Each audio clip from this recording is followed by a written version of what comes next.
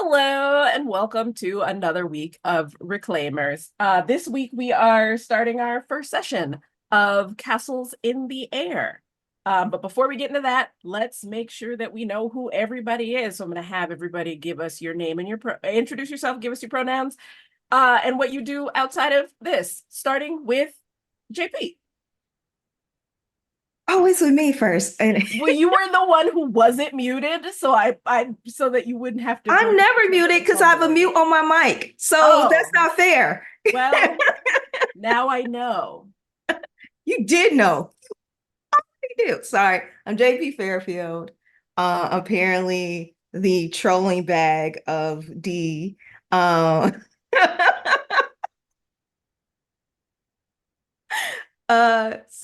I use she, her pronouns. You can also find me on a podcast called Nagaz Noir Network. D is on there too, I guess. And you can find us on our card, Noir .carrd.co. And you can find me on social media at my card, jpfairfield.carrd.co. Alrighty, and Inda. I'm Inda. I am a writer and a podcaster. She, her pronouns. I have a podcast called Black Girl Squee, and I also have some music playlists curated over on Mixcloud. There was something else. Oh, my socials are okay. There it is. At induscorner.carrd.co.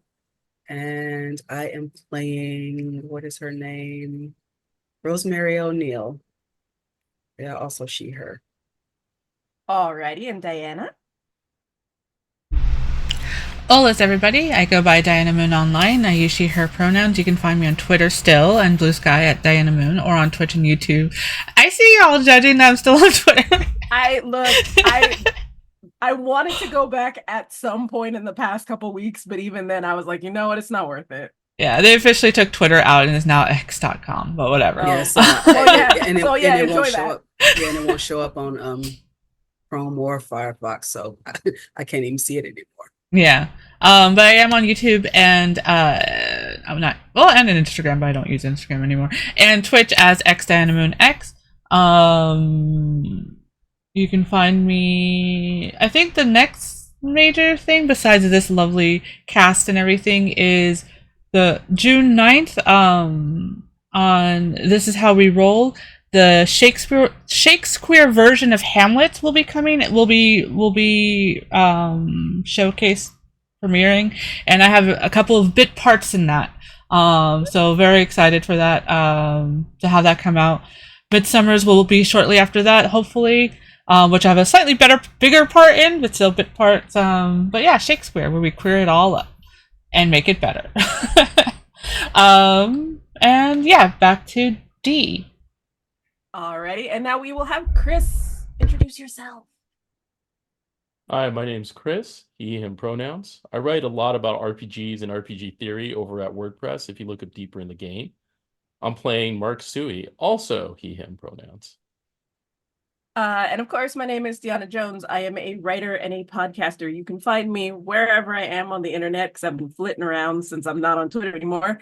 On my card, nanicoolj.carrd.co. I use she, they pronouns, but I am playing a character called Minnie-Mae Smith who uses she, her pronouns. So I'm going to have Diana take it away since she is our not quite GM this campaign. Yes, I am the facilitator of this campaign, but I'm also a player. And where do we start? I had already planned this all, and I've completely forgotten it all. So we're gonna, because it's been a couple weeks since we did session 0, we're going to reintroduce all of our characters and the connections that we're playing for other people. As a reminder, Castles in the Air, which is a Gilded Age RPG, which is currently on Kickstarter right now.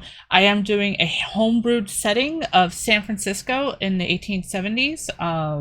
Not part of the Kickstarter, is something I decided to do because why not? San Francisco was a really interesting, tumultuous time between going from from mining camp to town to big city as we know it.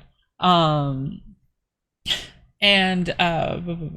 else did I want to bring up? So we're still children.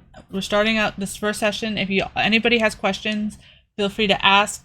I believe Neko should be the creator of this game, should be in chat, so feel free to ask any questions. And yes, so I will go first. I am not just the facilitator, but I'm also Matty Diaz, he, him. I have way too many tabs open.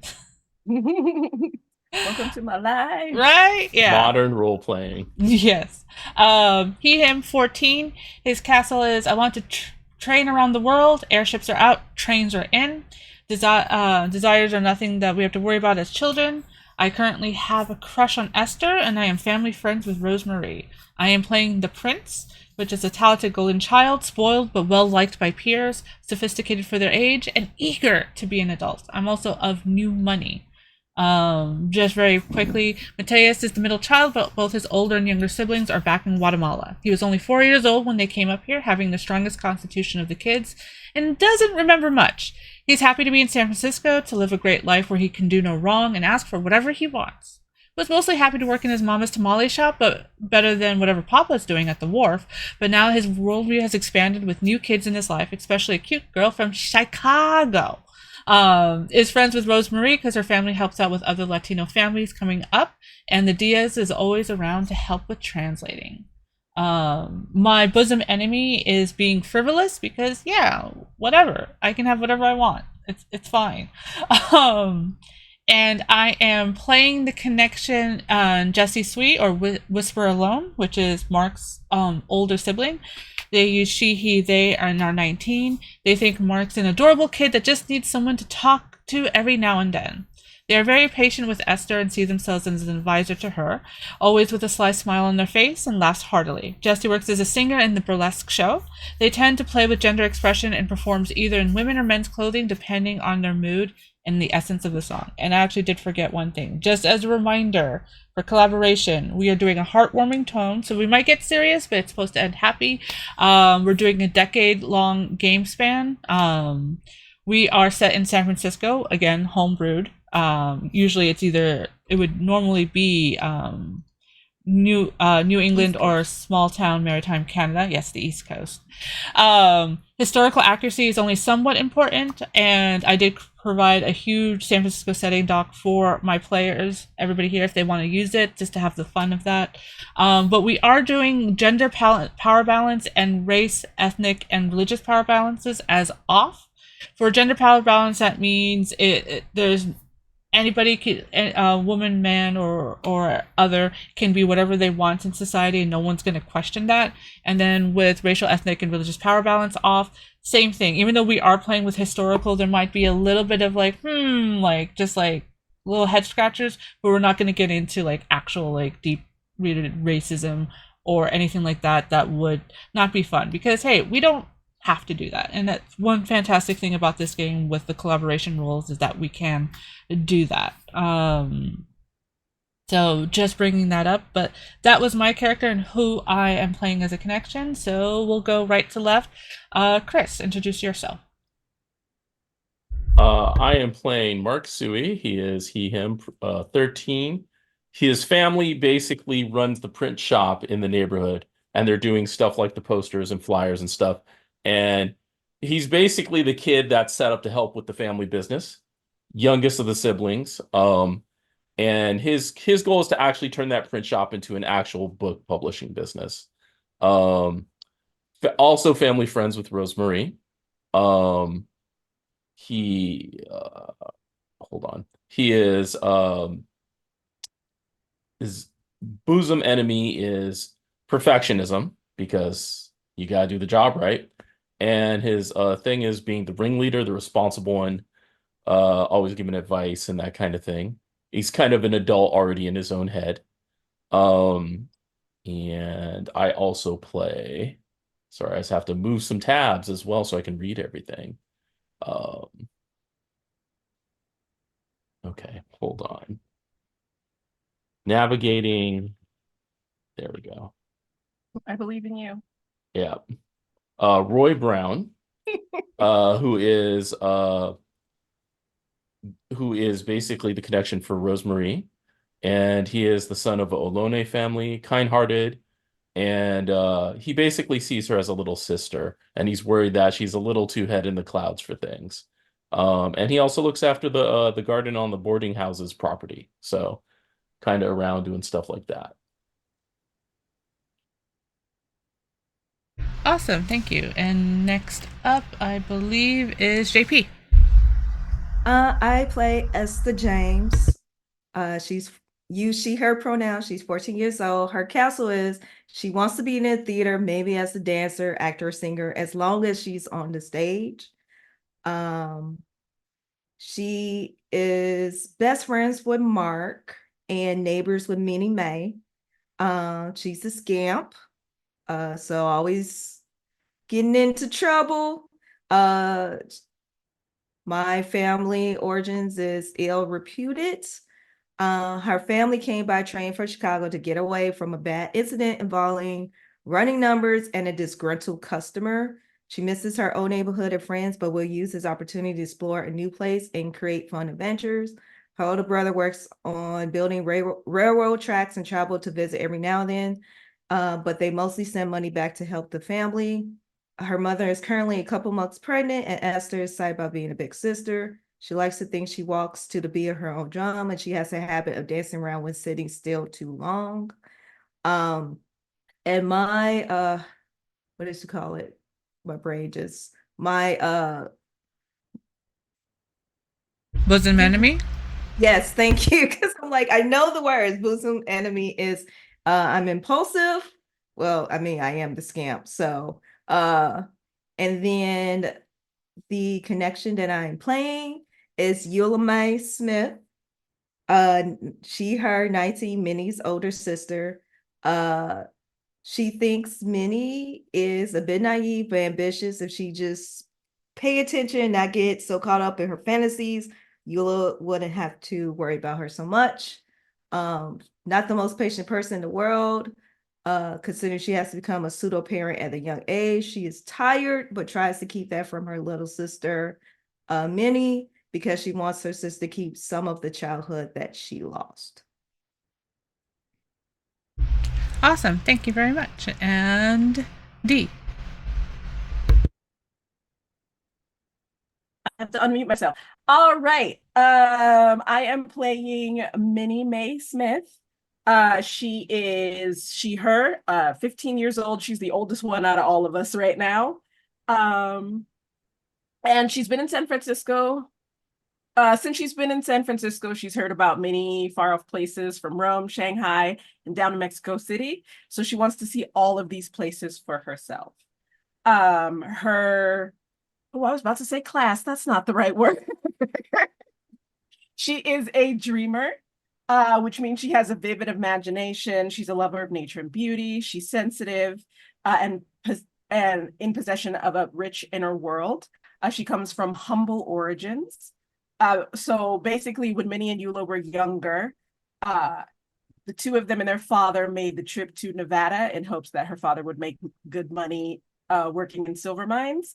However, there was an accident and the father passed away. So Minnie and Eula just kept going west and made their way to San Francisco to try and see if they could make a living there. Her bosom enemy is her own naivety. And my connection character that I'm playing Mama Diaz. Mama Diaz is Matthias's mom. She's basically, she loves her son. She loves her son. This is the one son that she's living with that she has here in the United States. And basically she just kind of spoils him because she loves him. That's why we have the prince of the group. Exactly. And last but not least, Inda. Okay, I am playing Rosemarie O'Neill. She is 13. Her castle is she wants to travel the world and write about her adventures, but eventually settle back down in San Francisco, as we know when, it's all over. That's what she wants to do, but she wants to travel first. She is family friends with Matty. She is the bookworm, so she's always asking the difficult questions, philosophical mind. She's more theoretical than practical. And like I said, head in the clouds is she's constantly reading books. Her background, although she was born in San Francisco, her parents are from the South.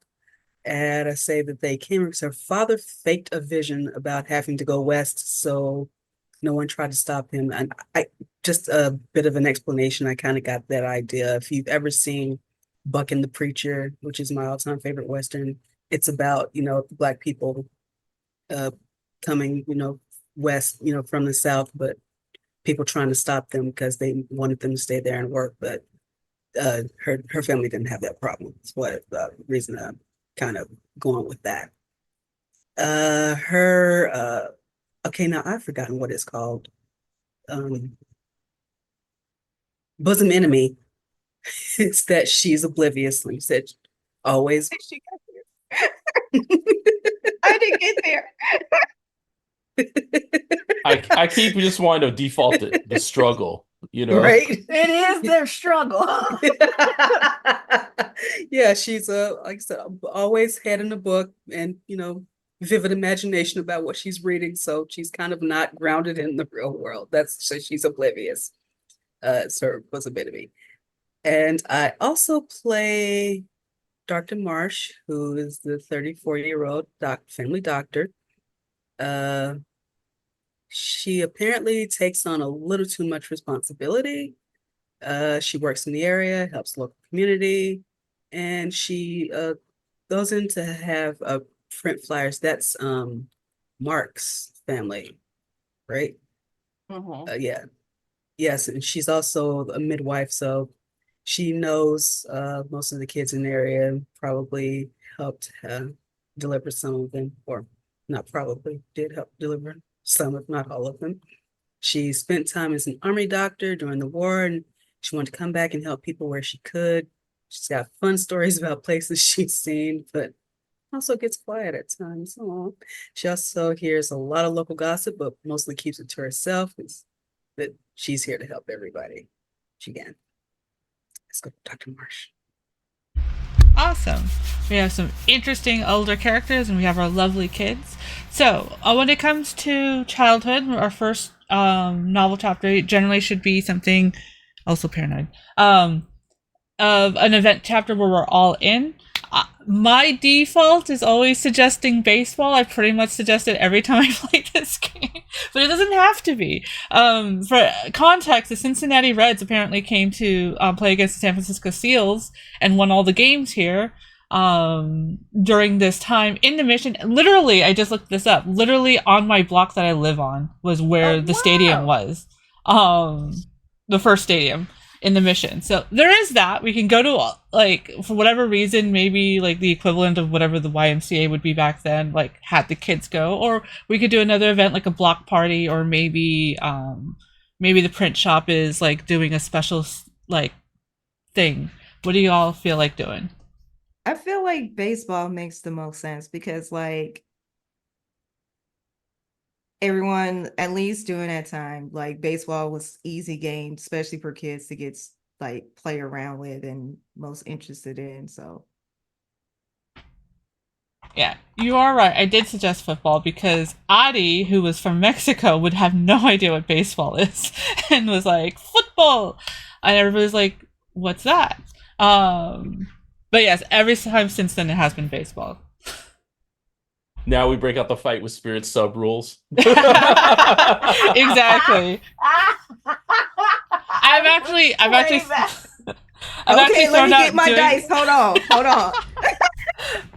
I've actually thrown out the idea of mixing Fight with Spirit with Sita with the whole like, what if like, we're a group of kids who are like in a sports league. Yeah, basically Love and Basketball, but but down for like kids, and then we come back who became pro, who didn't, who's like, I think that would be Mhm. an interesting one, but that'll be for Yeah. future times.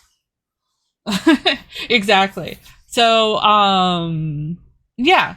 Oh yeah, it'll be like The Sandlot. Yeah, I freaking love that movie. Yeah, because wasn't in Fight with Spirit, wasn't there because it was scenes. That might Yeah. I'm thinking too hard.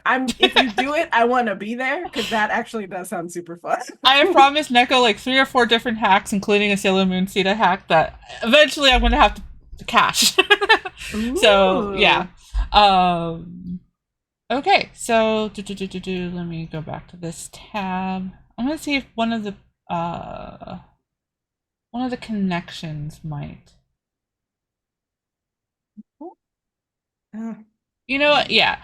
I'm going to say it's Jesse. It's one of those like weekends where like they don't have their night thing, and it's like, all right, I need fresh air too. Let's all go to a game. And so Jesse's like, all right, rounded up the neighborhood kids, so it's all of us. And we're there like maybe 45 minutes before the game actually begins and everything. But they're doing like, baseball's a new thing. The San Francisco Seals is a new thing. Cincinnati Reds is like the team of the nation at the time. It's all a spectacle. So where is everybody here? Are they at the benches? Are they trying to get autographs? Are they hiding under the benches? Are they reading? I feel like Esther would be trying to like grab a ball and a bat and play around.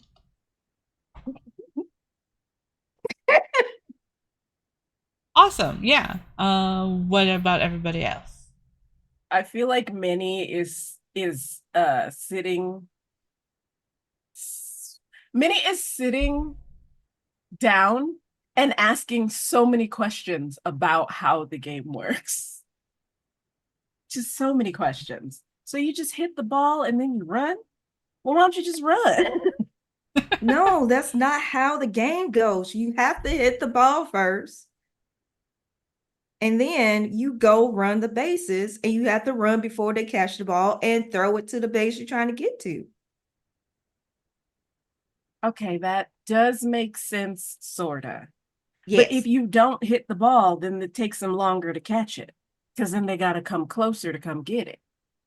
Yes, that's that's how they try to trick so they can get to the base faster. So either they're gonna try to get a home run, or they try to hit it so short that they have to run, and that give them more time to get to the bases. Ooh. So they're just running in circles. You still seem confused. What's Mark up to? I think Mark is probably like when you say they're running in circles, it's like, well, I mean, at least it's more interest. I like watching when the horses race, but all they do is run in a circle. It's not that interesting. So here they're doing more stuff. I look at that guy. He ran into the other guy. That's interesting, right? Are they supposed to run into each other? Do none of y'all haven't seen a game? I'm usually No. working the shop. I don't actually get a chance to see the games, except I do get to see the horse races because the uncles like to gamble. I mean, we had a whole league back home. Y'all still seem confused. Okay. Inda, what are you doing? Rosemarie is probably sitting somewhere where she could very easily get hit by like some type of flying object, and whatever it be, a bat or a ball, and she of Right course is behind the reading. catcher. Yeah, so she of course is reading a book because what about like a baseball player or something? Because what better time to find out about baseball by reading a book than while you're at the game? I think like I kind of whistle, like the loud whistle you do with the dolphin at Rosemarie to try to get her attention. She's in a good part of the book. She don't hear you. She ain't paying attention. Rosemarie. Oh, okay. That's her name. So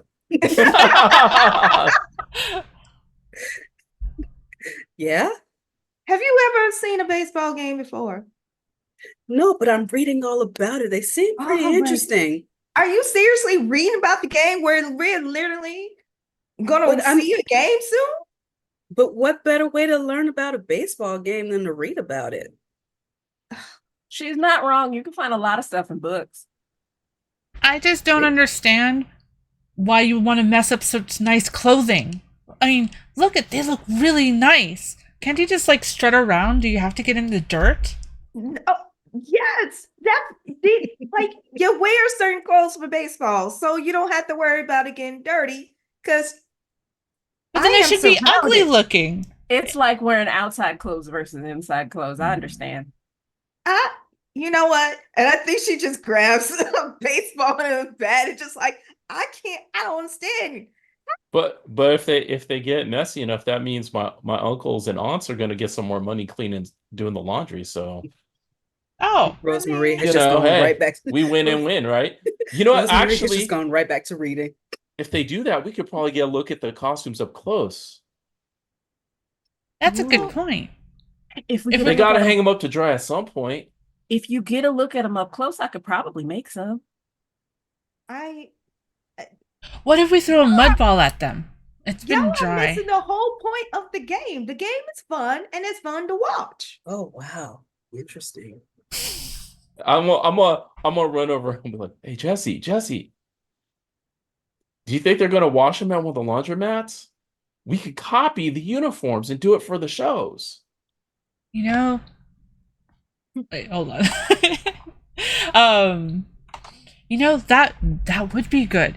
Yes, Jesse is kind of looking at some of the baseball players because even back then, even with those baggy outfits, like they got some nice bodies. They got them long knee-high stockings. Yeah. He's already like, "Oh, that's like in the shows. Yeah. It's the same thing." Like, Did you bring your sketchbook? oh yeah, let me grab it. Yeah, good idea. Maybe I can even talk to one of them, and they seem, even though they were the ones that brought everybody, they seem more interested in the players than the actual game. Jesse, can you I'm sure you're gonna appreciate the game as well. They have no idea Oh, about I appreciate the game a lot. Oh, so it's 3 strikes and you're out. Oh wow. But Why is it called a strike if they miss? That doesn't make sense though. Oh my god. kids, Oh, you should I can see that being absolutely try to play the actual game. I always believe in doing the activity than just reading it. And they'll come over and gently like lift your book away at Rosemarie and carefully close it. I'm gonna start to cry. Oh, no. Like how bad of crying? Straight tears. Tears actually come. There may be some wailing. You can have it back. It's just maybe it would be nice if you would help out and like throw the ball. Throw the ball with Esther. This is not working. You can test out if the information in your book is correct. You know, I could. Oh, jeez. Yeah, just throw the ball a couple of times and you can have your book back. We got plenty of time before the game starts for you to read more. Okay, I'm gonna grab a ball and I'm gonna throw it just anywhere that makes no sense. It's not even a good throw, but I don't know how much, strength or anything I'm supposed to be putting behind it. She said throw the ball, so I throw the ball because I want my book back. You can see how frustrated Esther is. She just goes towards the ball and just snatches it up and just like he didn't throw it in the right place. No, you're supposed to hit it. Aren't you supposed to hit it? She didn't throw it. Who has the bat?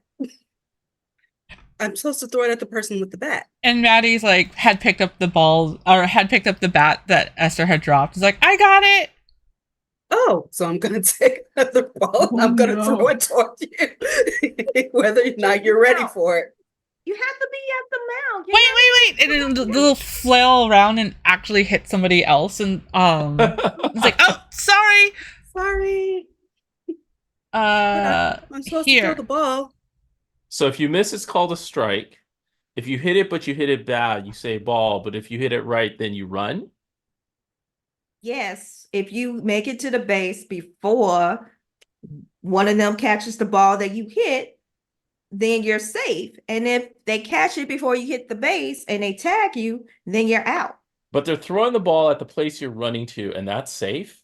I hit the guy. Does that count? I don't think No. that's safe. No. In the Okay. meantime, It I doesn't have count. actually run toward the mound and I'm looking at where I'm supposed to throw this again. Okay.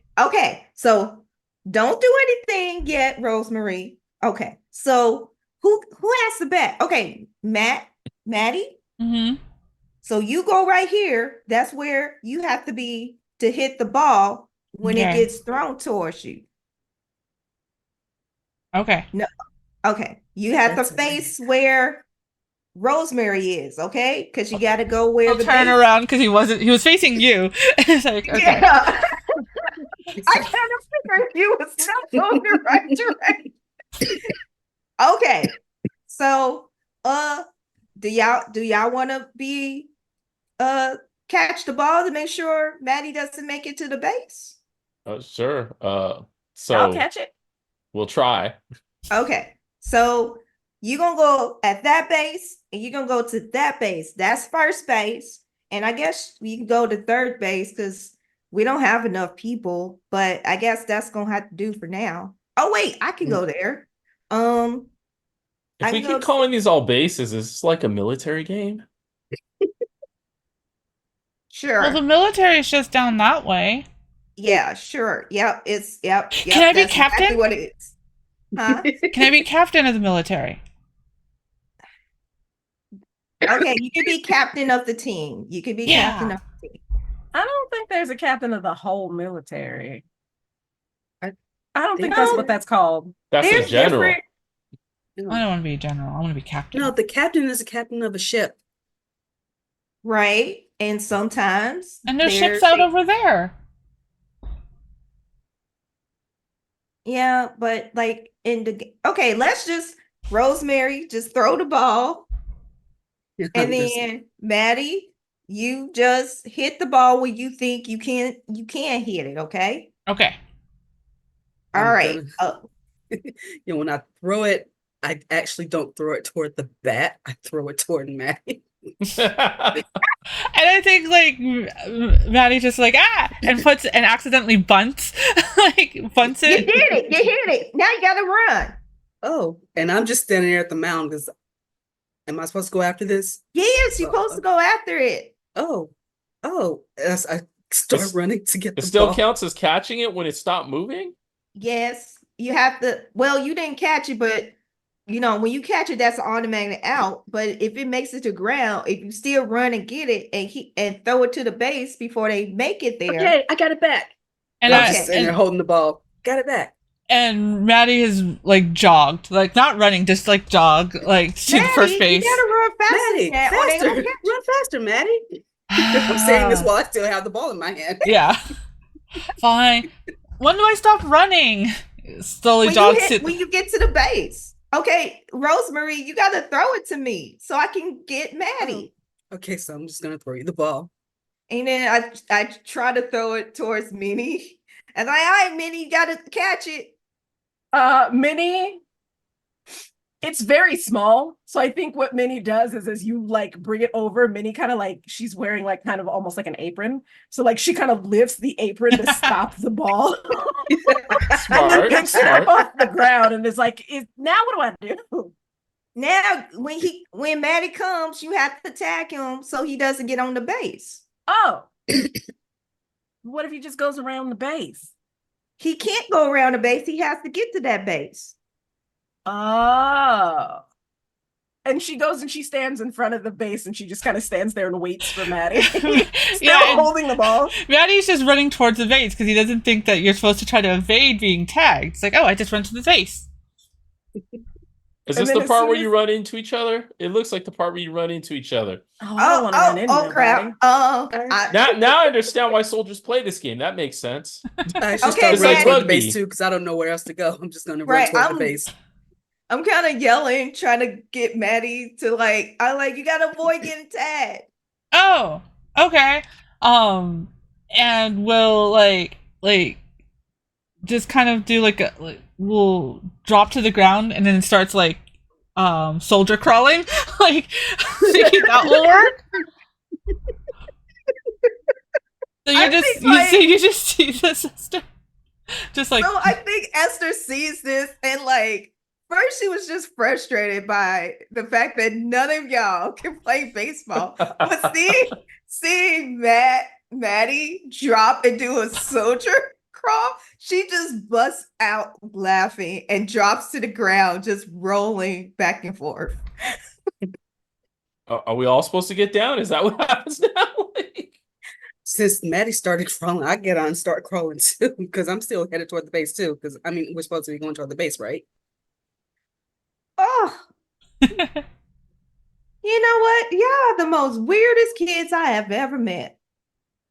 But oh wait, my book. I'm gonna go back to whoever took my book. The book will tell me. The book has been abandoned as Jesse is now chatting up with one of the pictures. So I'm gonna go get the book again, so I can go look and see where we doing it, right?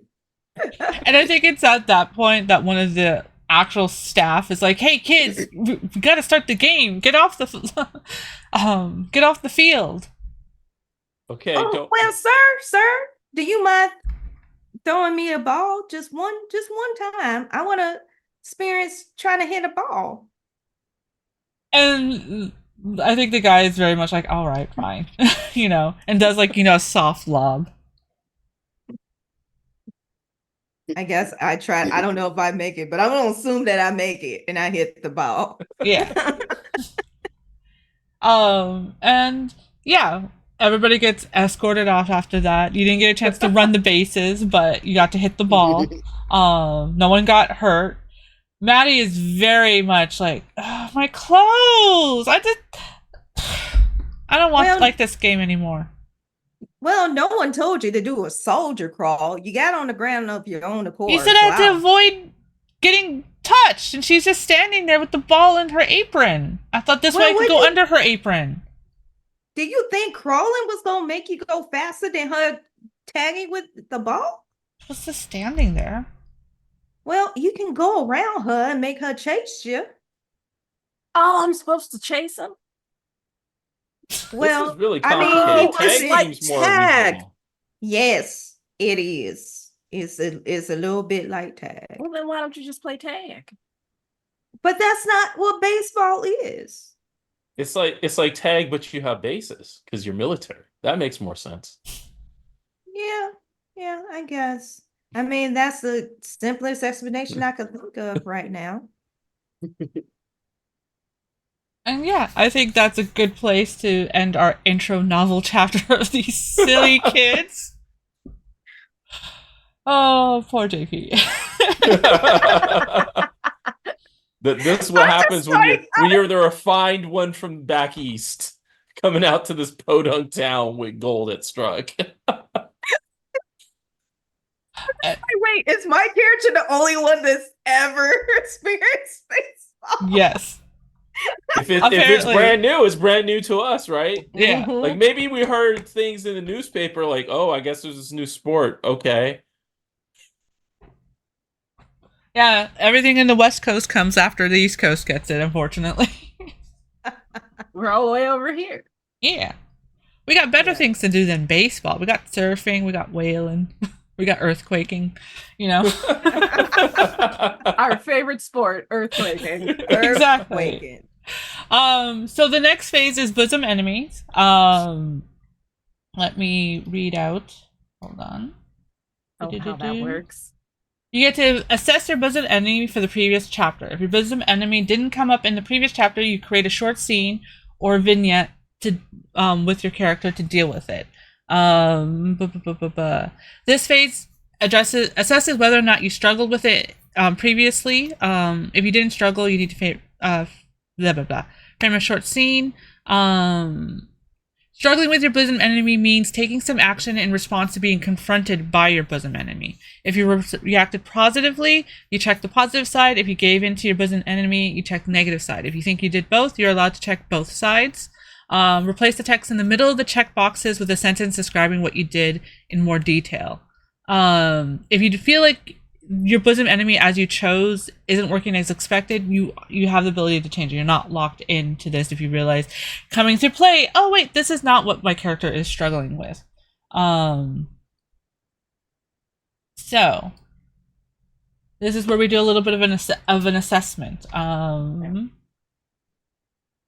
I think, and if it happens that none of us actually technically touched on our bosom enemy, then we all are going to do little bosom enemy scenes. Okay. So, I think for Matty,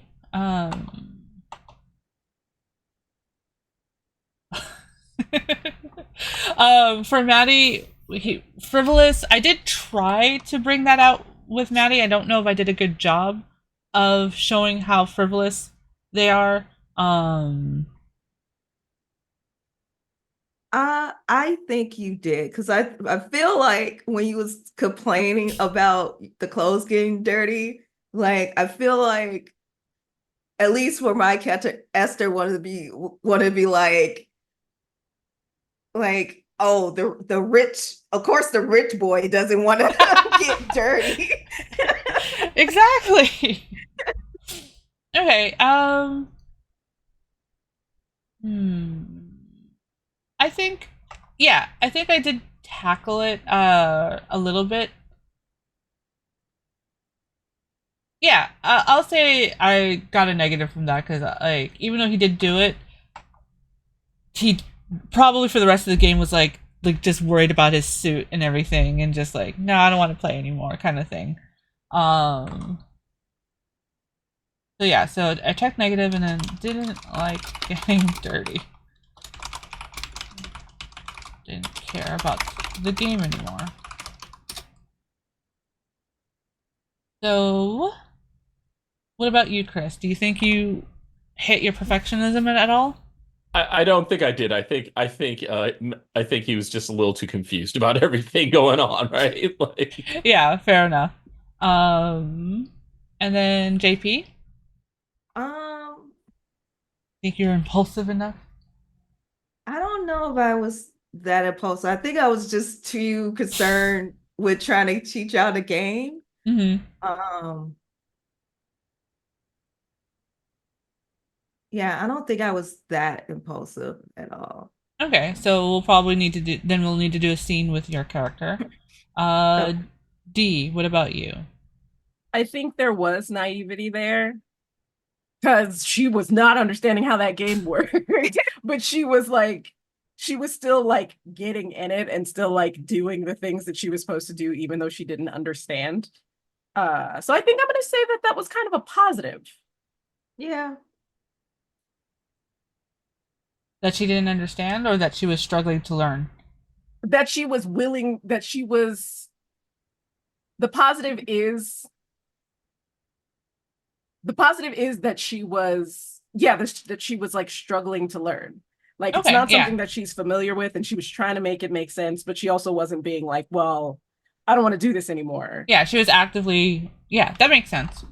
Yeah, like the fact that you kept comparing it to other games that I feel like that you had preferred to play, like tag, that you kept bringing up tag. And I was like, okay. Awesome. Inda?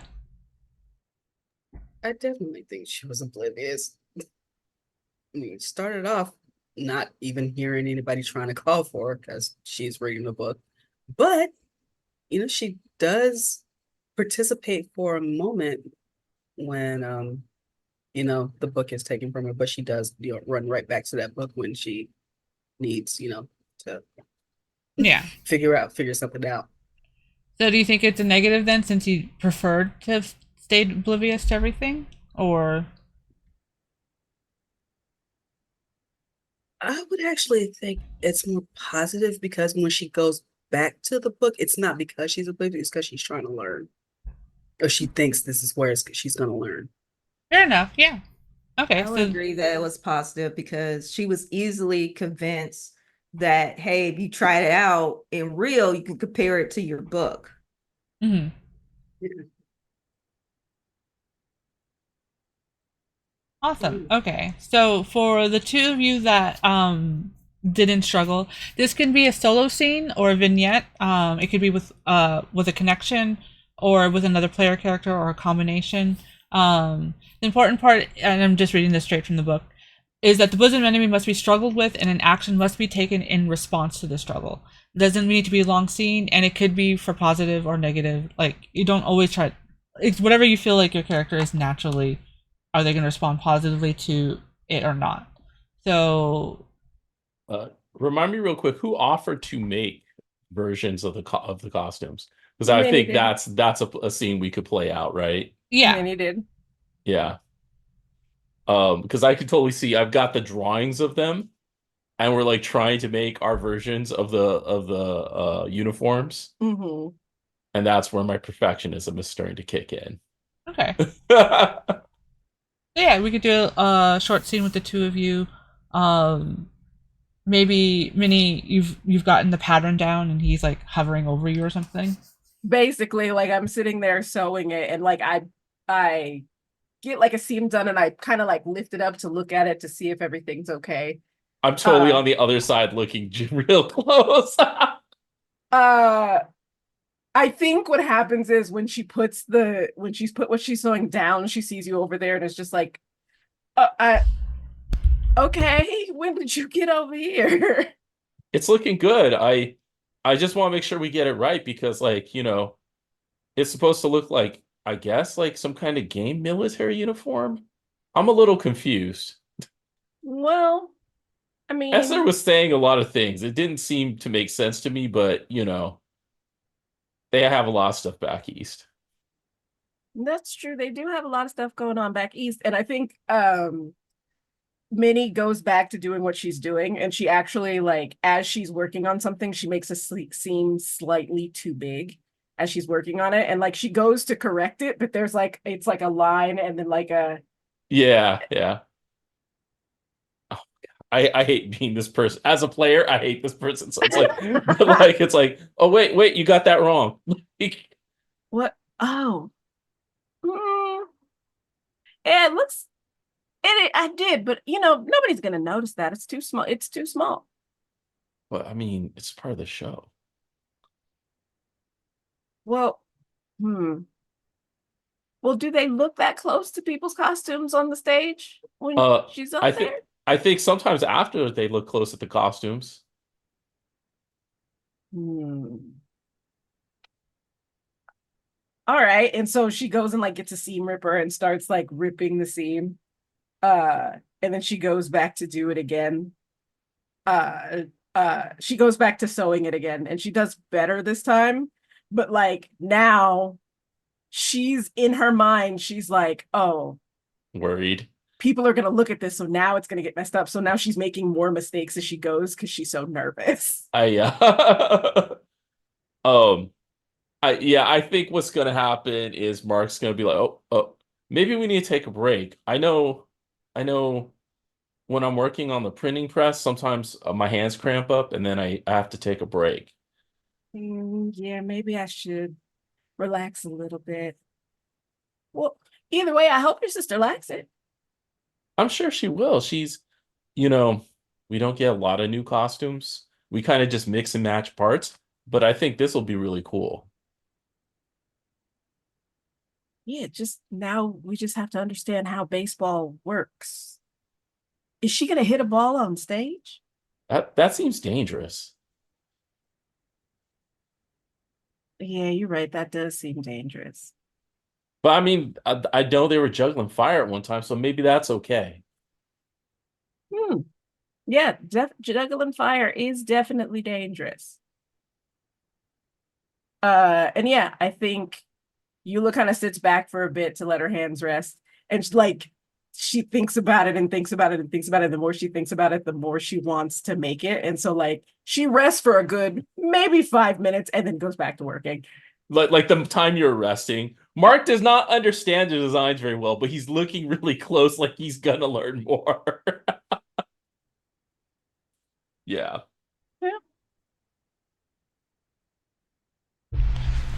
Okay. Do you think you lined in with being a perfectionist, or did you actually feel like you like let the artist trust the artist's process? I think it's because I trust Minnie. I'm like, okay, like I think it'll be okay, right? Hmm. Um, but I don't think Mark has fully resolved. Yeah, obviously hasn't fully resolved this mental situation, Yeah, right? of course. But Yeah. you took a step, so then yeah, I would say mark off positive, and then write that you trust Minnie as an example of a Okay. sentence. Okay. And then yeah. And JP, do you know what kind of scene you want to do to work on your impulsivity? Um, I feel like so it may be Jesse is having a show. Hmm. And I'm probably like there's probably a certain building that they have the shows at, and I might be walking past it on my way home. Okay. Did you want to have it the scene with Jesse, or is it more of like a vignette of you describing what happened? Um, I guess Jesse could be in the scene. I don't know. Like, I guess it depends on if I'm going. I'm gonna assume that I somehow sneak into the place because, uh, Yeah. Okay. Yeah, and I think like luckily enough, like um the show they're doing right now is more on the tamer side of things, you know. Um it's still like doing like the bit of like the gender like nonconformity and everything of um and kind of making I think it's one of those things of making fun of the Victorians. So it's like just showing wrist like ooh, you know, like like you know, just yeah, a little bit more silly like that, but people who know kind of thing. yeah. And we're like, are you just hiding in the shadows, or are you trying to get up close and watch? So I think because like uh she always end up going over to Mark's house that she gets a peek at some of Jesse's like maybe costumes that she that they brung home to like maybe fix up or you know Hmm. so I want to see it up close because I was like I never see him in these costumes and I really want to see like you know because I have the biggest crush on Jesse so um I think like I'm on my way home and I always like you can kind of hear the music wave Mm. into the street. So I was like, oh, they must be doing a show now. And then when I go past and I see the door, I see that usually there's a, you know, I guess a bouncer or whatever to was not there. So I was like, ah, great. And then I kind of run through and like I'm kind of like hiding backstage so I can see where I can go to get a good spot to see the Mm. show. Okay. I would. Let's see. Do I want to do it as Jesse? Yeah, I'll do it as Jesse. I'm willing to give you a resolve token that you get caught. Like wherever you're hiding in the backstage, you get caught and are accidentally put on stage.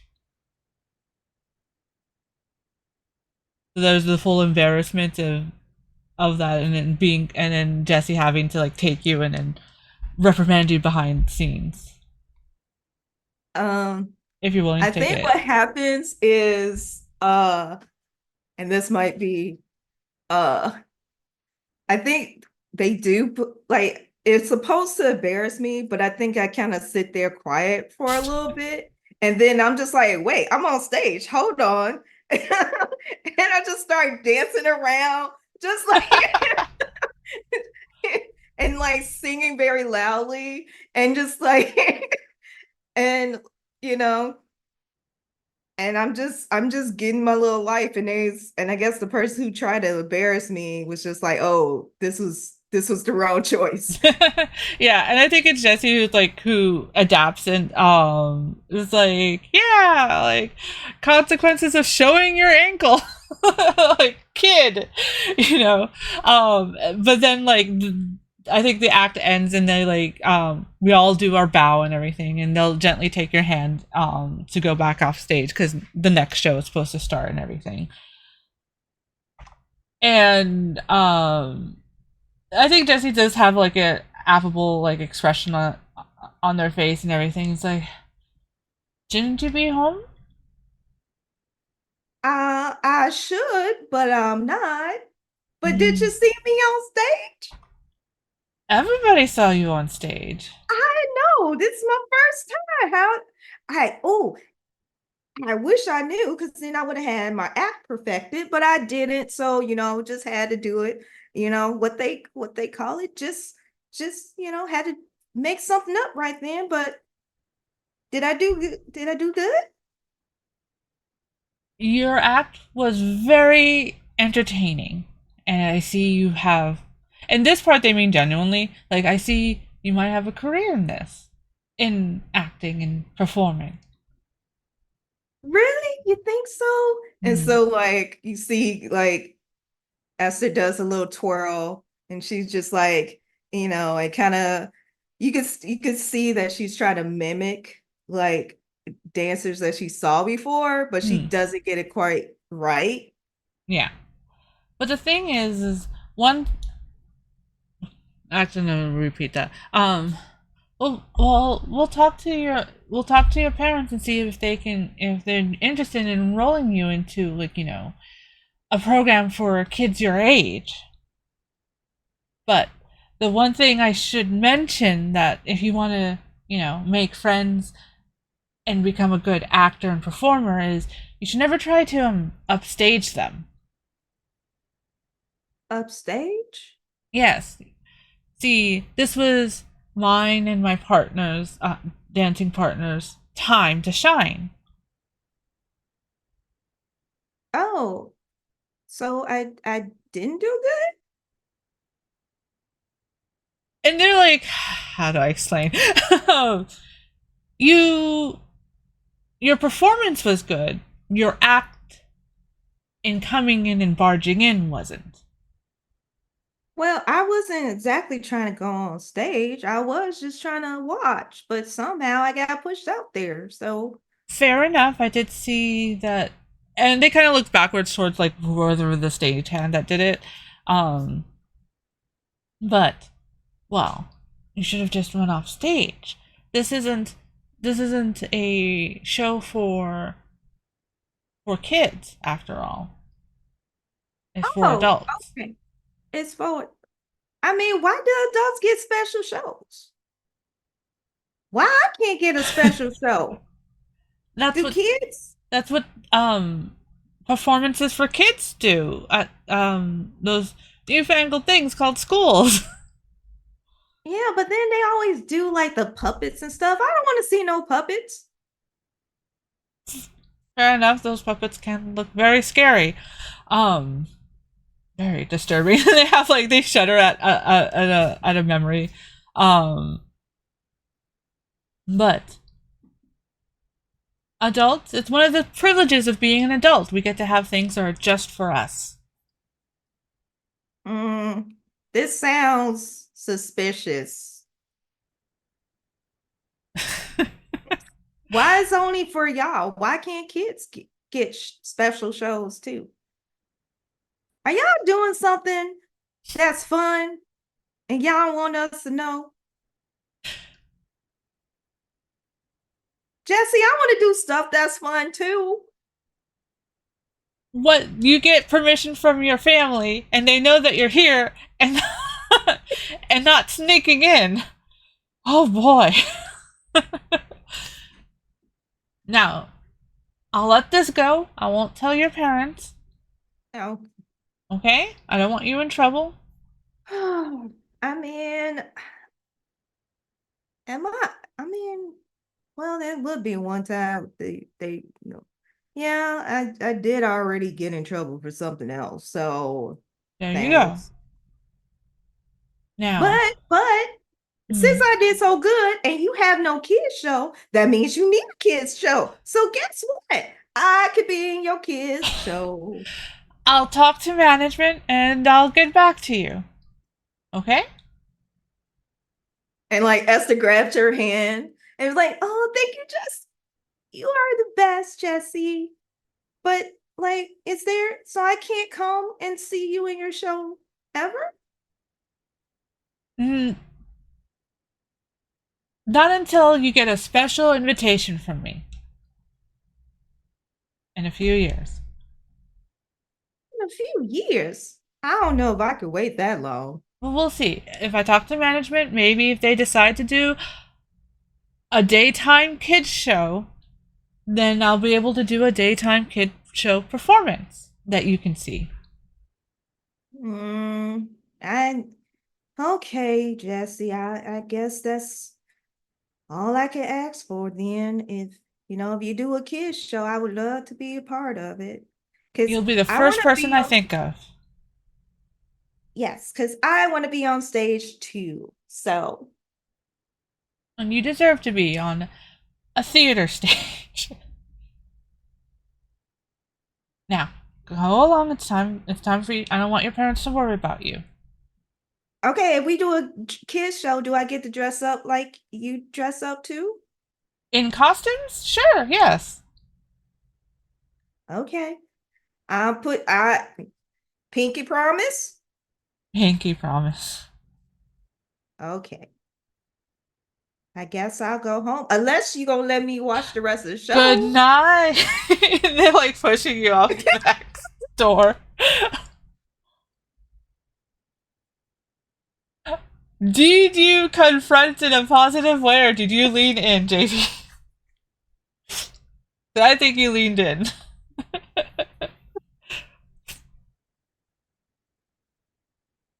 Yeah, I think I liked it too because he was like, "Wait, hold on, I'm on stage." Exactly. So put a negative check. Oh, And yeah, and a little sentence on how you leaned in. And again, if it comes out that you'll come out to adulthood with negatives, it doesn't mean you become an evil character or bad character. It's just something that defines a personality of yours. So it can go either way. It could be fun, or you might neutral out. But yeah. So let me get to here. We've done the intro novel chapter. We've done the bosom enemy. Next one is a fun one, especially online. And it's epistolary. So, I always write this in Notepad. Obviously, we're not posting this anywhere because this isn't like a normal online game where we have like a Discord channel for it or such. So, however, it will help y'all. Everybody gets to write 2 pieces of epistolary, and what's great with Castles in the Air is it's not just letters. You can write a letter, you can write a journal entry, you can write a school report, you can write a pretend newspaper article, you can invent a story or game or a play. I've in the first CETA playtest, my character was inspiring author. I actually literally wrote chapters of a pretend story kind of thing. Some Neko always likes to mention a bug article that their character wrote because they were into bugs and everything. And it could be a letter to each other. It could be a letter to your imaginary friend. It could be a letter to the Emperor of San Francisco. Anything like that. But everybody gets to do 2. You can also forgot about the Emperor of San right. Francisco. We're almost there. We're almost there to the Emperor of San Francisco. Oh my gosh, this is that time, yeah. Mm-hmm. You can also request getting a letter from your connection. You can also write no, wait, let me double check. I think you can write as your I think you can write as your connection too. So you can also request for extra letters. So when you're saying like newspaper, it doesn't have to be our character to someone else or someone to us. It could also just be something that's like a media piece in the area. Yeah. It's like a setting the not the scene, the Oh, sorry. For this for children's phase, it is just a pretend newspaper article that you're writing. Okay. Yeah. Okay. oh, it's something weird doing. Yeah. Yeah. Okay. In Okay, the adult, that's okay. what I need clarification yeah. In the adult phases, epistolary can be because I know Isa does it a lot in the Gothic Society games and the Thinly Veiled of writing actual newspapers from outside the world kind of thing. So yeah. So no, this is all if you're writing as your character, it's from yourself. So it could be a pretend newspaper report or a newspaper article, stuff like that. So Okay. Okay. yeah, Neko says the mighty maggot, which was an essay about how cool maggots are and how if it weren't for them, the entire earth would be full of corpses. That is definitely something a kid would write. This part makes me think of that cartoon City, was it City of Ghosts on Netflix, where the kids run a ghost investigation team, and they're all like 6. Like, I still need to watch that one. it's only like 3 episodes. It's really good. I wish they made more. Mm. Because it goes to the history of LA. Yeah. Oh Nice. shit! I should watch that. Yeah. But yeah, as this is quiet time as we're figuring out what to write. If anybody has questions in chat, whether regarding the game or our characters or anything like that, feel free to ask. I am trying to think. What's our expected length of these things? Just like a couple sentences, a paragraph? However you want. Like usually this is like if we were playing off stream, it could be like 15, 20 minutes, whatever people can get. Some people can't write out like off the top of the mind. You can do a summary like this letter is about this, this, and this, and it's only 3 sentences. So it's however well you can write quickly or inspired. But yeah, it could just be a summary of like my character wrote a play, kind of, and it was about this.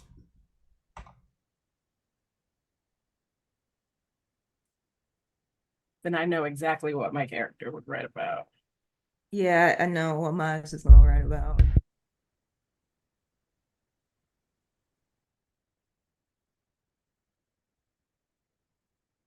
That is kind of interesting that the game builds in writing as a key part. Like it's like a little bit of journal gaming in it, but not like the way most solo journal games are. Yeah, I think it's because the novels that these are based on also had a lot of letter epistolary. I mean, Dracula was all letters and newspapers as a book. Yeah. Not that this is based on Dracula, but that's the first thing that came in my head because the Dracula Day started again project. Oh yeah, the one where they're doing it in real time. Yeah, when you do it in real time, it makes you understand why the main character didn't know what the heck was going on. Because you as the reader are like, everything here looks creepy. What are you doing? But then you watch it like the real-time one and you're like, oh yeah, these things are spread out enough that like you have time to forget the other weird thing that happened.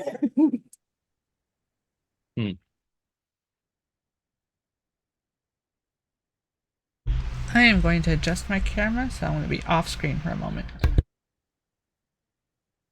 Stealth mode activate. Stealth mode. It is funny that we already have a couple writers on here, so it's like perfect RPG.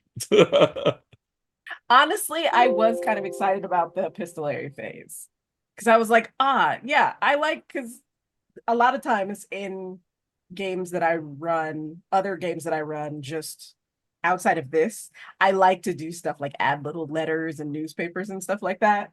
So this one has it built into the game, so it's fun.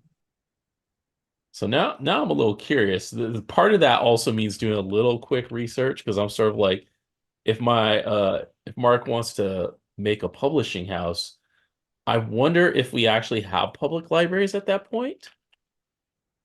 You know, or if it's still like private libraries and you kind of have to see if you can get in, right? You know, with the benefit that at least you know, under our alternate history here, we don't have racism holding people out. because that was a big Yeah. issue, right? Okay, so the doors of San Francisco's first public library swung open on 1877 or no, yeah, June so 7th, 1879. yeah, so we've got not yet. Okay. Uh wait, what year are we? Hold on. We're at We're 1875. 1875, yeah. No, it's fine because that helps me. The thing I'm writing, it's important to know if I'm trying to go to private libraries or not. So, Mm-hmm.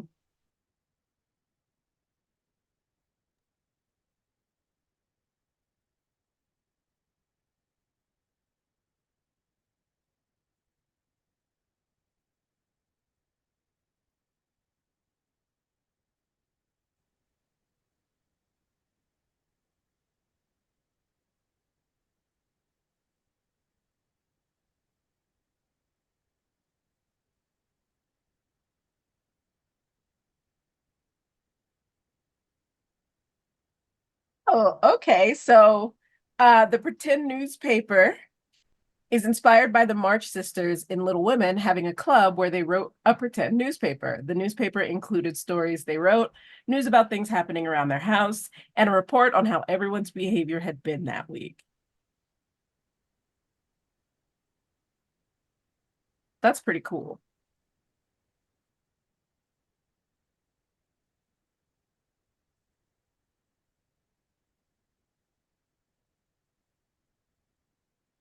Okay, go put my camera.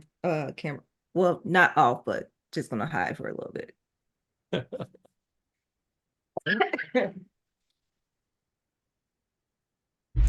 And whenever anybody's ready with their first piece of epistolary, feel free to shout it out. Okay, I wrote for mine. Rosemarie writes a book report about how the depiction of baseball is not accurate in the book that she was reading.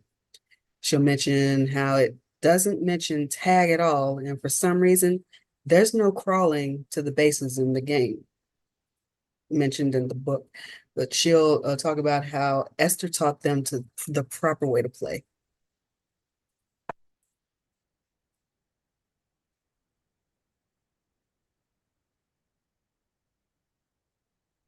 the first one I've got, because I haven't even started on the second, is Mark's to-do list. Get the uniforms cleaned for Jesse's next show. See if there's any toss-away books for Rosemarie to read. Get Esther some of the old posters.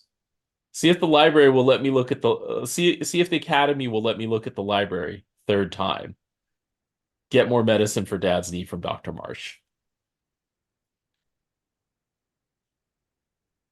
I love writing a list. That's one of my favorite ones. That one and unsent letters.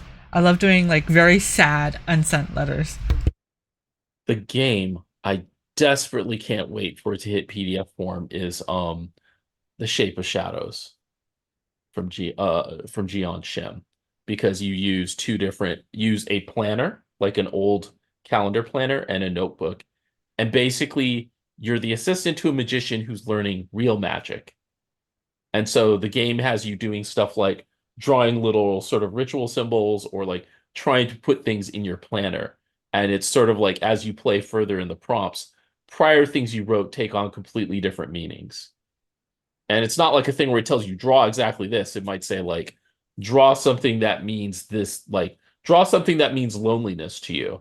And then later prompt will refer back to that, but it doesn't know what you drew. So it's about your interpretations of it. So whenever that hits PDF, I will be hyping the hell out of that game. Like,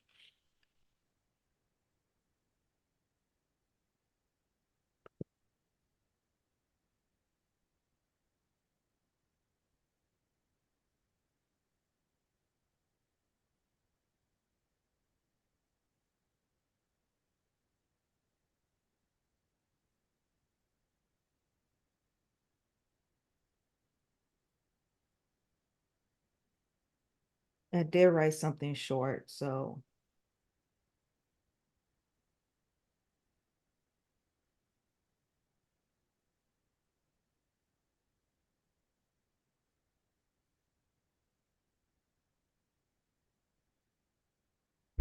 Are you going to share that ice cream with us?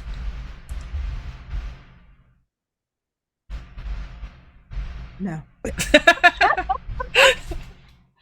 Let's see how it is. Apparently, my mother is experimenting with making fruit ice cream. So this is strawberry. Ooh. And she's like, try this. I was like, I'm not gonna say no.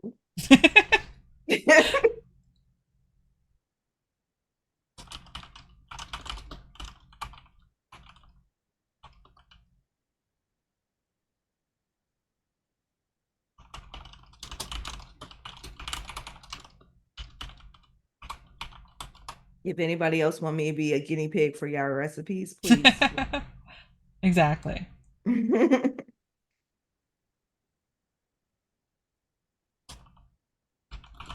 Okay, I got mine.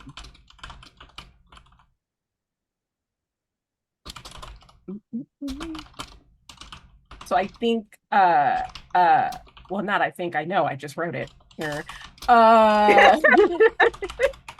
I'm looking dead at it.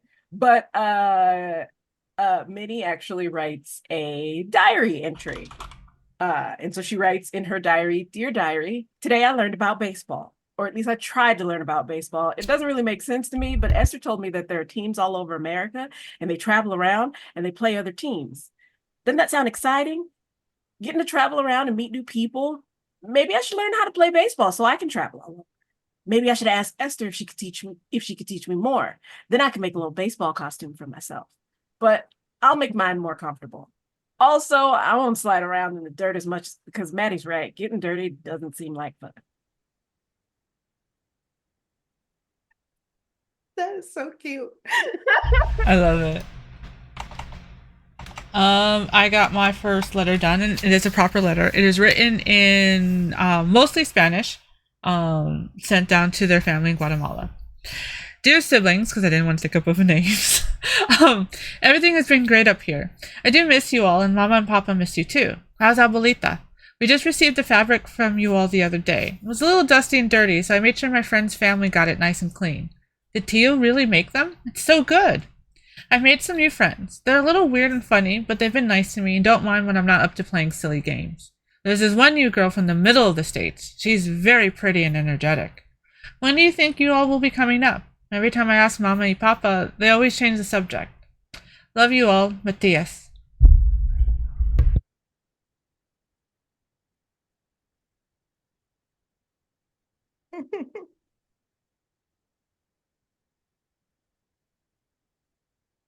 So I think we've all done one, right? Yeah. Yeah. Okay, I have mine. Okay, I wrote a news article. So the paper is called The Daily Artist. And it's welcome the newest sensation in the theater district. The esteemed Esther has grabbed the hearts and minds of the art community with her beautiful dancing and songs. Her debut with Whisper Alone was met with thunderous applause and standing ovations. What will this amazing artist do next? You can find her in her next performance in the next 4 to 5 years, but we think we might see her sooner.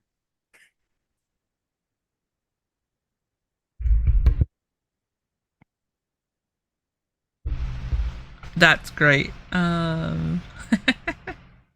Does she get it printed out at Mark's printer? Oh, totally. Yeah. And then I'm passing it all around and I pass to Jesse. And like, it's this like moment where like Esther just stares at Jesse like, you promise. You can't, it's locked in now. Why is this child a threat to me? Exactly.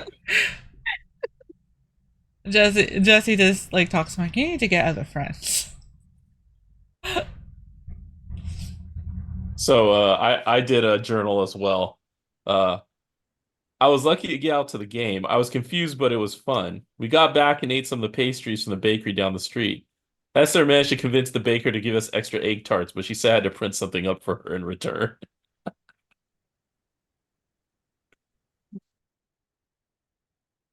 Looking over our town stuff, we have a candy lady house.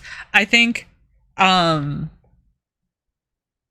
I think Maddie writes a quote unquote expose for homework on like how the candy lady isn't really making all this candy and is actually just like repurposing it from other street vendors, and does like the one-to-one, like this candy bar looks like this candy bar, only it got scratched off the little logo, and it's just a whole thing because this one time he got like some bad chocolate and it's like candy lady did it. Why do these children have so many adult rivals?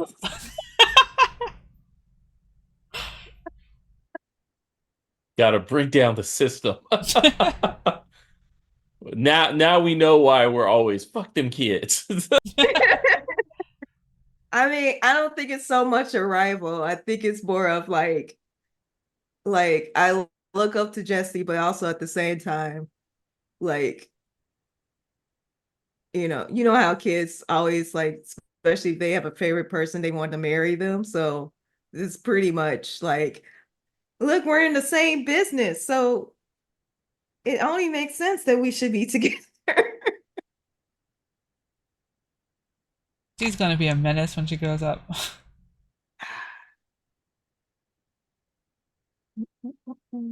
We each do two, right? Yes. I think I know.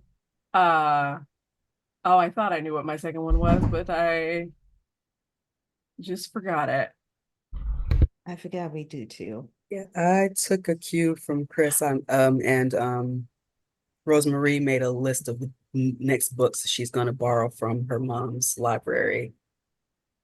Uh, so she's gonna borrow The Belly of Paris by Emile Zola, In a Glass Darkly by J. Sheridan Le Fanu, and Venus in Furs by Leopold von Sacher-Masoch. And keep in mind, those books are like in French and German. She doesn't know what they're actually about. I love it.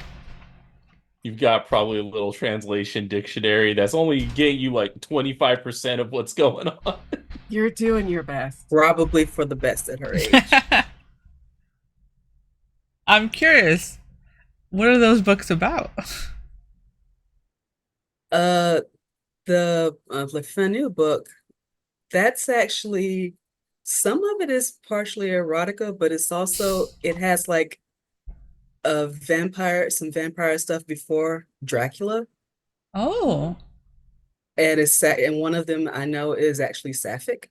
So yeah, since that I know Venus and Furs is like German erotica though. dang. And Emile Zola, French literature.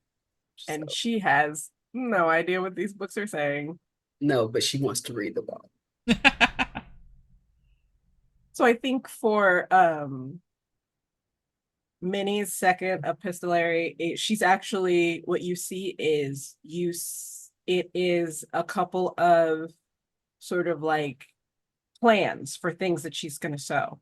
So she has she's kind of redone the pictures that Mark did of the baseball uniform to something that makes more sense to her and would be more comfortable. Presumably because she's gonna wear that when she decides that she's gonna go play baseball. Uh, she's made like a design for like a dress, um, and then she made a design for like just like a nice dress for like just not really every day, but like it's something you wear that when you want to be just a little bit nicer, but not necessarily formal. And then also having gotten the fake newspaper with from Esther, she starts drawing up a costume for Esther.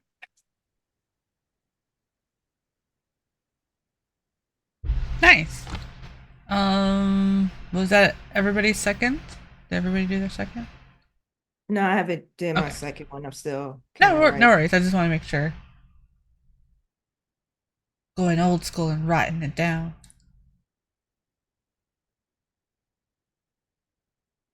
I guess, yeah, Carmilla would be the equivalent of everybody reading Anne Rice books when they were too young. Excellent. Um, Anne Rice and Stephen King. Everybody goes through that phase where they read it entirely too young. you know what? Shut it, Fel. I see you in the comments. Um, Okay, I'm finished. yay. Okay, I did a journal entry or diary entry. Uh, I can't believe none of these kids know about baseball. How? They got a nice big diamond to use and ain't got no idea what the rules are. Also, that Matty was so concerned about getting dirty in baseball. Ugh, maybe sports ain't the thing for this group. Uh, I also got to get on stage today. Jesse was proper mad, even though they acted like they wasn't. I didn't mean to upstage him, but I didn't want to embarrass anybody in the show by being a dead rat in the alley. Oh well, hopefully Jesse meant it when they said that they was gonna let me be in a kids show. Well, I guess that's it for today. Mama wants me to clean up, so I guess I gotta do that. I love Esther. So good. Excellent. All right. If you wanted to do more letters, you would just pay resolve tokens for it. As a reminder, we are getting into the guidance scene, which probably won't happen. Wouldn't be any need to use resolve tokens for the guidance scene, but then we'll have a novel chapter again next week. Resolve tokens are good for like if you want to insert yourself into the scene, if you have a suggestion that might be slightly negatively impactful to the other character to give to them, or just fun ideas. So, and then monologue tokens are at any time if you want to get their idea, like for example, if we wanted to have Esther's rant like as the baseball scene was happening, someone could have thrown a monologue token for that. So, but the next phase, now that we're done with epistolary, and we got 20 minutes left, roughly. We can start it. We'll probably finish the guidance chapter next week, and all that. More than likely, depending on how quickly or shortly the next novel chapter, we might even end childhood next session. And then we'll do all the passage of time and such in the session after that. But we shall see. So, guidance chapter. Novel guidance chapter. We get to decide, do we want it to be another event thing? Do we want it to be a series of visitations? Where it's just like people just meet up and just we have specific scenes together, or do we have like a split one where it's both an event and the visitations, either like leading up to it or the event and then the aftermath? Ooh. And the other thing I want to bring up, since this is specifically the guidance chapter, hold on, where are you?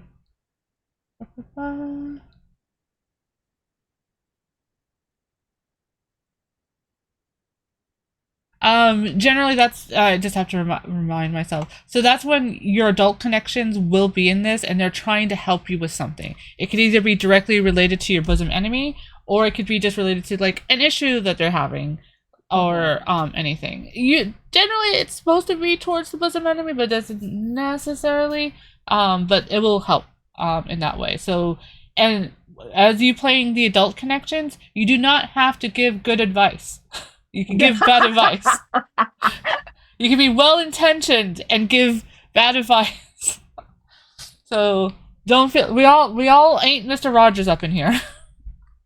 I think it should be, I don't know if it should be leading up or the aftermath of a party. Because I feel like we would have because we're such like a tight neighborhood, there would be some big block party at some point. Well, is it a neighborhood celebration, or is it a celebration for adults and the kids are kind of left on their own? Since we've already established that as a potential theme. Ooh. Sorry, say that one more time. I heard you said and I didn't. yeah, it's okay. It's like, is it that there's a block party, or is it that the adults are having some kind of event and the kids are kind of left on their own, Yeah. right? Which Well, means for the antics and stuff. well, for the kids, would it be something maybe kind of like a debutante thing or something Mm, like that? Because I kind of they're close to that age, not quite exactly, but close. Oh yeah, we're going to the debutante ball of something else, and our parents are making us go.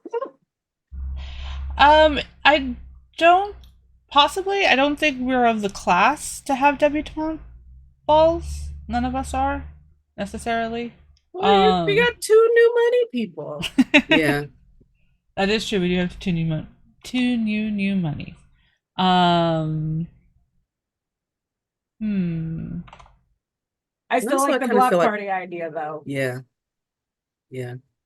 Because I think Chris's idea is good. Like it's an event for the adults, and Mhm. because of the time, like they're like, all right, the adults are doing kid doing a thing. Kids go mind your business, and then we go get in trouble, and then we have to deal with the aftermath of us getting in trouble. So Yeah. I'm thinking a little bit like when I was growing up, one of the things, even though it was Japanese, pretty much everyone went to the Bonadori Festival up in Seattle. Mhm. Huge beer garden. Parents be like, all right, well, we'll see you in a little bit. Like, just come back at this time. Come back in one piece. Yep. Right, come back alive. Gen X childhood, they're just like, all right, well, have fun. And then you run around and see your friends or people who ain't your friends and you deal with stuff like that. Like, Okay. Um,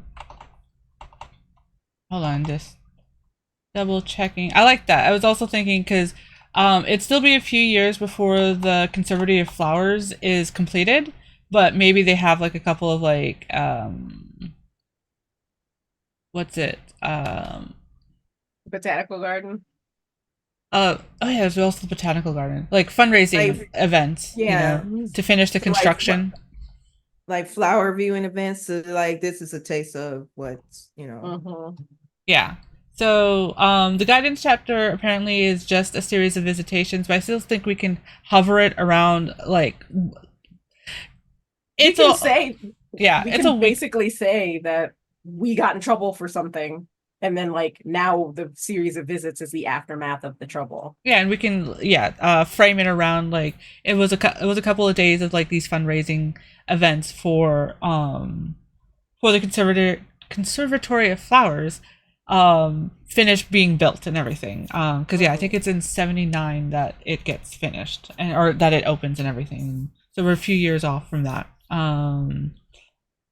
So yes, let's see.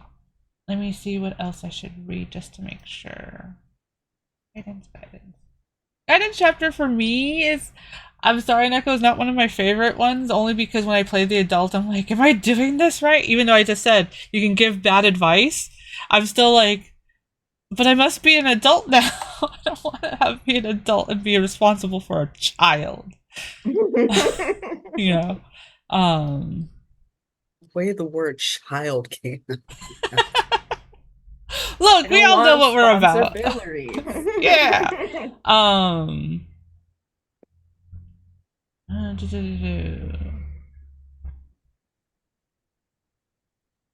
Okay, I didn't mention that.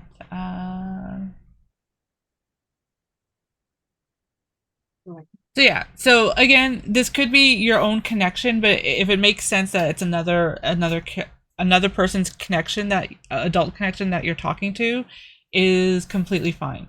So what we'll do is like, let's each give like a detail. Sorry, words are suddenly just disappearing from my head now.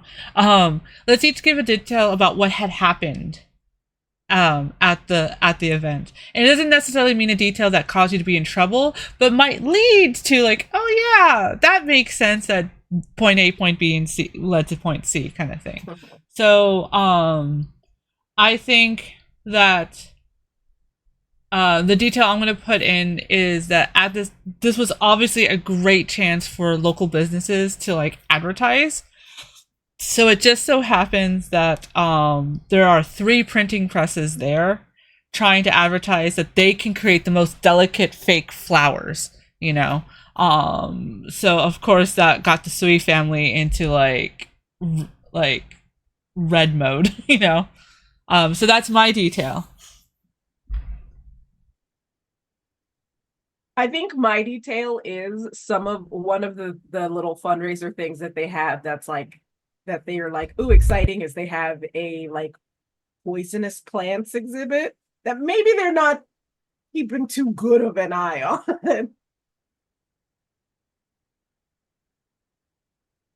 I did I visit think when the Conservatory Flowers offered that in conjunction to that famous poisonous plant book. They were they had people watching to make sure you didn't touch the poisonous shit. I I think the detail I'm gonna have since it's still areas under construction. Some of the bad kids got a hold of a bottle of liquor. And they're like, hey, try this. Like grabbing the other kids, hey, try this. Like, yeah. I think also if there is construction, um, I don't know if it's like either some type of mats or something like that. You know how kids like jump off of stuff to do flips and stuff and land. So I feel like someone set that up, and like now you have kids jumping off of construction stuff to land on mats. So Something kids would definitely do. Since it is before modern electric, power stuff, they probably had those pulley type things to get stuff up. Mhm. So kids are definitely swinging on that, and yeah.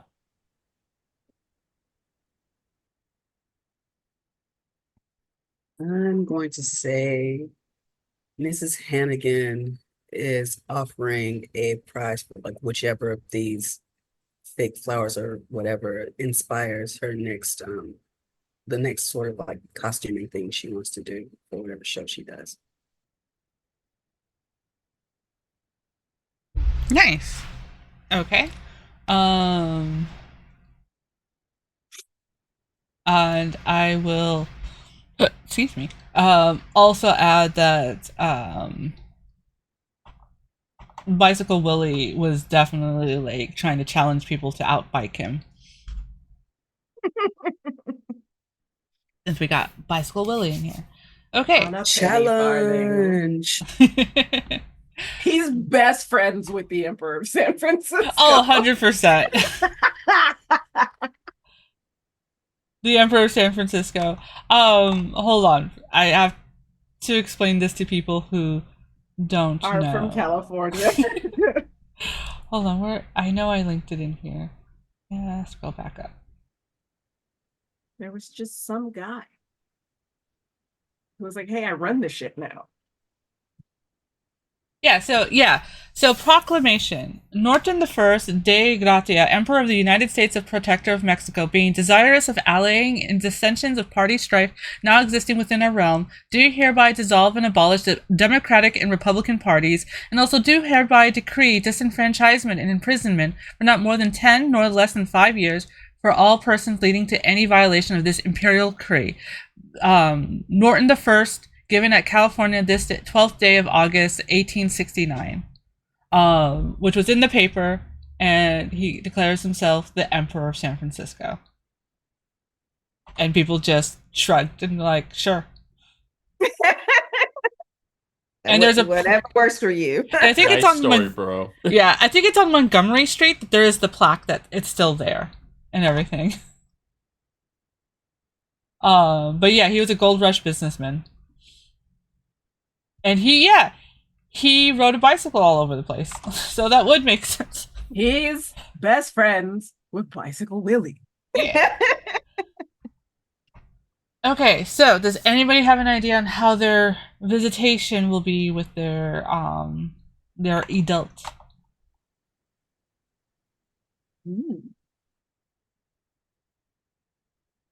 Well, I feel like Esther was one of the kids jumping off the construction into the mats.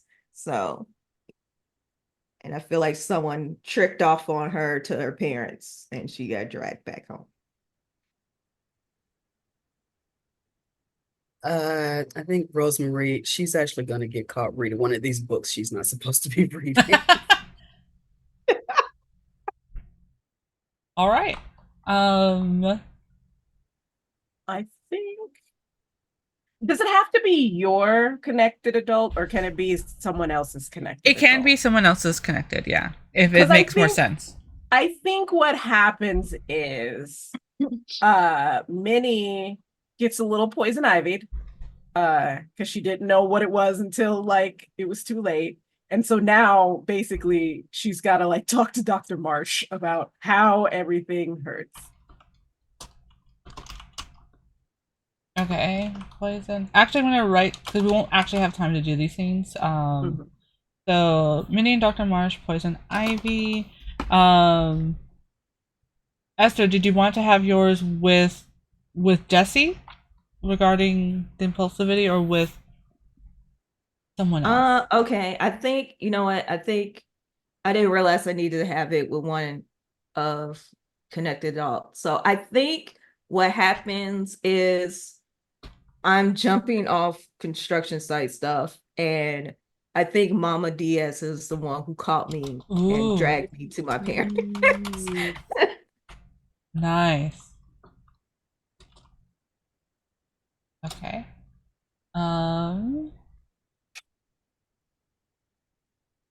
I think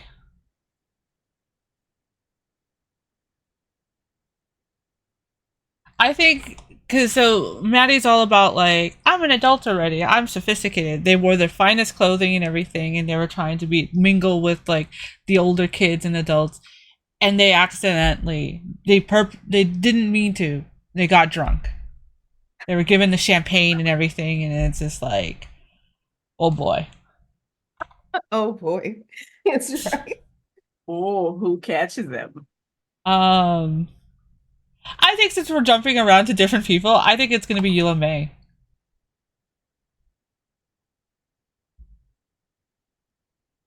Nice. Yeah. So it's like you do a thing, an adult has to intervene is basically the setup for this. Kind of, yeah. Or you come up to an adult with a problem, like you want to complain about something, and they try to give you advice. So it can be that way too. It doesn't have to always be a punishment talking to, but yeah. Okay. I'm trying to think here because I think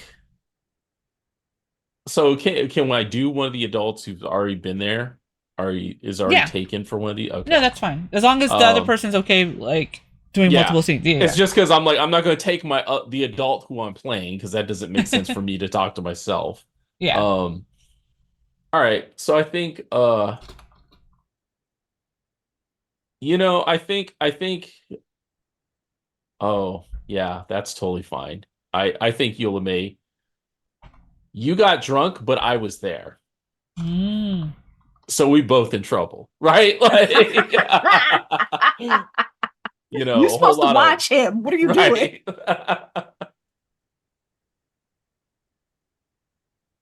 Okay, Witness. that's fine. The drunkenness. Yeah. I had a thought and it went right out, but yeah, because definitely, I know in my family now, like we were encouraged to drink young, like at parties and everything, to like be an adult and everything. And I was always like, ew, no, they taste nasty. So, but I think with Mark, or not Mark, sorry, with Matty and their family, they're very hardworking. They're not teetotalers, but like they're definitely like don't do that whole like, yeah, you can have a sip. They don't like, drinking is for parties only and for adults only. So definitely Maddie had no idea. Like just like wee and such. And okay. We have about 4 or 5 minutes. Does anybody have any questions in chat and everything? And then this is where we'll do stars and wishes. So let me just get this all set up. So as a reminder, wishes can be for either next session or before the end of the campaign, and it can be with regards to like, you know, maybe you want to see this mechanic or anything like that. So let me just.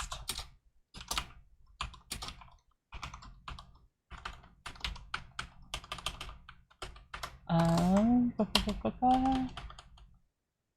And just to confirm, we are good for next week, right? Yeah.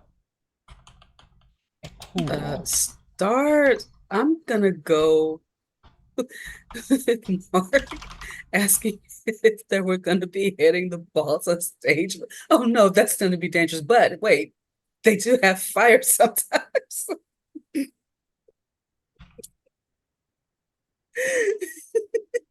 You got to understand. He understands this. One, what kind of shows are you doing? Mostly like semi-tawdry stuff. Two, he's only hearing parts of stuff backstage. He's like, oh yeah, that makes sense, right? Like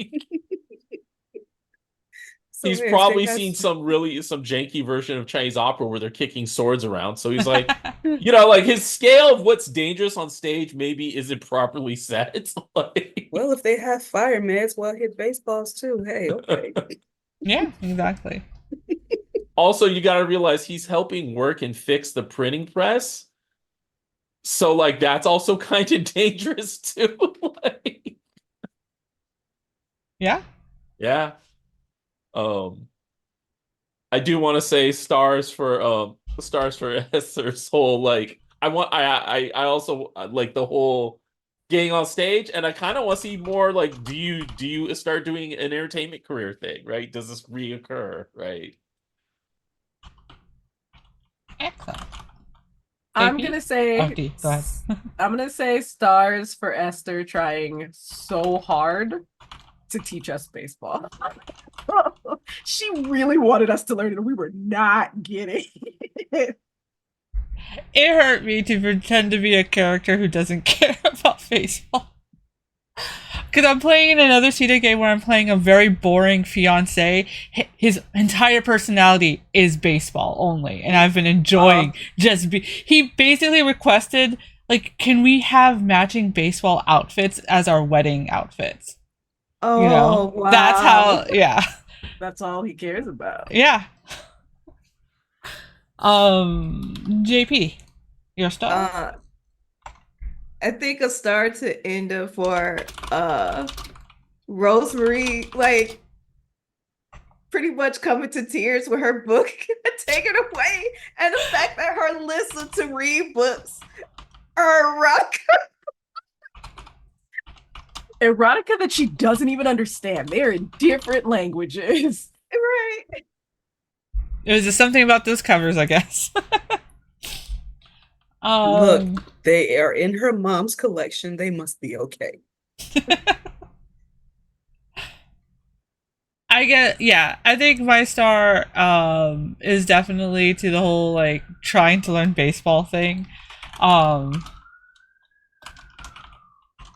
And I think the details we gave about the Conservatory of Flowers. Yeah. I do want to get another star for you playing Jesse, trying to like navigate all. How do I tell this child that maybe they shouldn't be here without discouraging the child from the career they want to have? Especially when the child was like, I want to do the same thing. And Jesse's like, wait, no. Nope. No, you don't. That's my extra star. Esther being like, why can't we do the fun things adults are doing?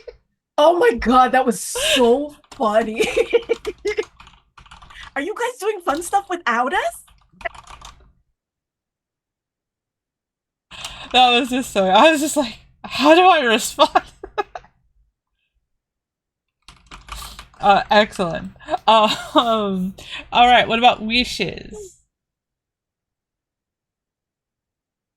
I can't wait to like the other connections to kind of see how they interact with our kid characters. So Yeah, I was gonna say the same thing. I'm excited about seeing the other connections. I'm excited about seeing the other connections And but that's jumping ahead. I'm also excited about seeing adult us, but that's Yeah. in the future. I kind of want to. I have to see Esther and Matty interact, considering Matty has a crush on Esther. Yeah, budding romance. This will be fun. Yeah. Chris? I feel like Esther has no idea and just like, why are you Well, I always already here? said I already said that I'm interested to see if Esther continues on like Oh yeah. entertainment to some level. Yeah. I am also just kind of curious, like, as I know you're like the history super fan, so you're gonna drop all sorts of little tidbits about San Francisco, and I'll be like Wikipediaing them later. So I'm curious about that too. Yeah. A lot of interesting things are happening. I got for the decades, because the railroads is a big thing. The whaling is a big thing. I love the fact that the first Korean diplomats in America came to San Francisco in the 1880s. That's like, and came into the hotel that's still there. I think it's the St. Francis Hotel. I think that's fantastic. That's like, I did not know that until I was like what else is there in the 1880s? We got snow. We have snow coming up. We have Midwinter Fair. We also have the Citrus Baths. Did you know Casey at the Bat was published in the Bay Area? That famous poem, yeah. And then there was even a couple of earthquakes that happened that were pretty, Look, earthquaking is a favorite pastime of early San Francisco. But yeah, let's see. My wishes. Thank you, Aneka. I really like my document. I'm really proud of it. What are my wishes? My wishes is to see more of our interactions, because I think it'll be fun, and see how the rest of childhood goes. And I'm very excited. Passage of Time is always so fun because it's like lots of drama, lots of figuring out like what do these kids become, and like the relationship changes. And I'm always sad when because childhood is like only a third, and then everything else is adulthood. So I just love seeing like what we can get out of the childhood phase. So yeah, those are my wishes.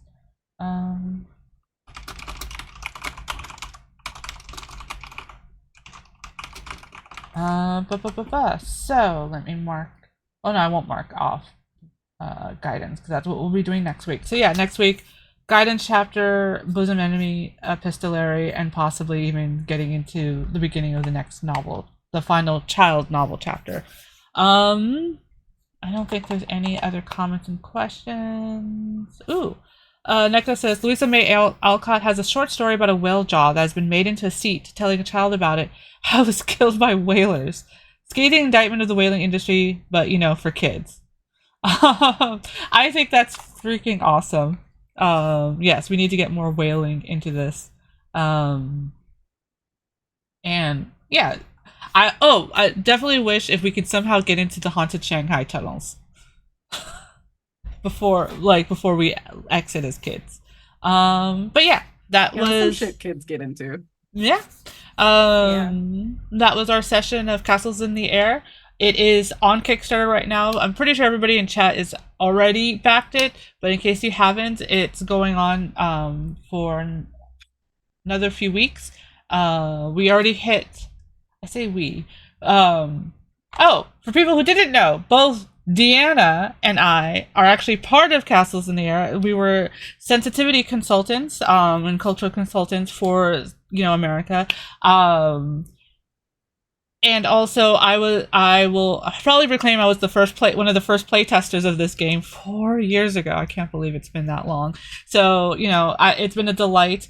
They've already hit goal. And we have 3 stretch goals unlocked, so there's going to be 2 new bosom enemies. There's a new role called the activist role, which I think will be fun and interesting. Ooh. Brand new to me. I'm very excited. And we also unlocked the duet guide, so how to play this one-on-one with someone. And At 50,000 Australian dollars, we'll get 2 extra relationships that haven't been included. At 60,000 Australian dollars, we get a new childhood role, the Firebrand. I'm very excited to see that because basically these childhood roles have not changed since the first playtest, so I'm very excited to see new ones. And then other possible stretch goals to come. And yes, that is it. If there's any questions, we do have a Discord for Nerdgasm Noir where we have a channel. If any of you all want to join and chat there, it's always available. But we'll see you all next week.